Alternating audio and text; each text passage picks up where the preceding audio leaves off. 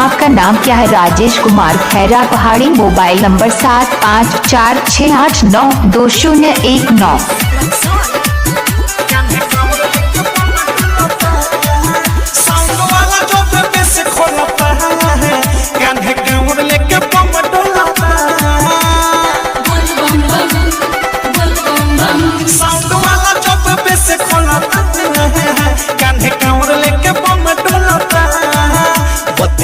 जब भूख भूख रे गांजा पिए सब धुक धुक रे एक संगे बोल बम बोलता कान्हे कांवर लेके बम डोलता साउंड वाला जब पे से खोलता कान्हे कांवर लेके बम डोलता।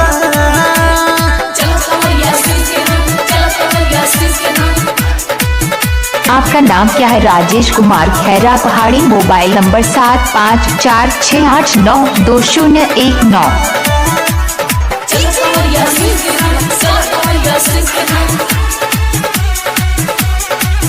बोले हटे हटे बम मारे चिलम के दम संगे मारे ले कमोदिया के झटका लागे अजबे के भेस पेन्ही गेरुआ दस सिगरेट में भरे का झटका सब बम एक साथ रे बांधी पगड़ी के माथे रे सब बम एक साथ रे बांधी पगड़ी के माथे रे भक्ति मने मने सब खुलता कान्हे कांवर लेके बम डोलता साउंड वाला जब पे से खोलता कान्हे कांवर लेके बम डोलता। आपका नाम क्या है? राजेश कुमार खैरा पहाड़ी। Mobile number 7546892019।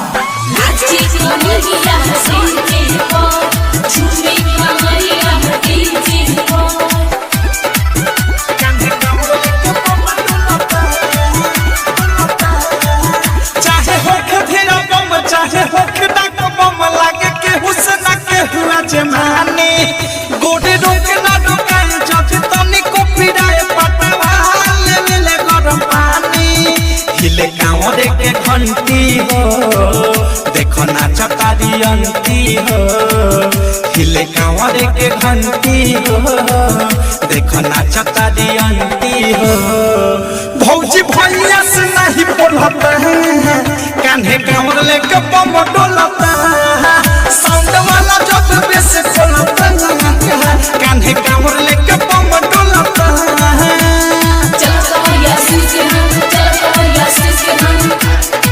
आपका नाम क्या है? राजेश कुमार खैरा पहाड़ी। Mobile number 7546892019।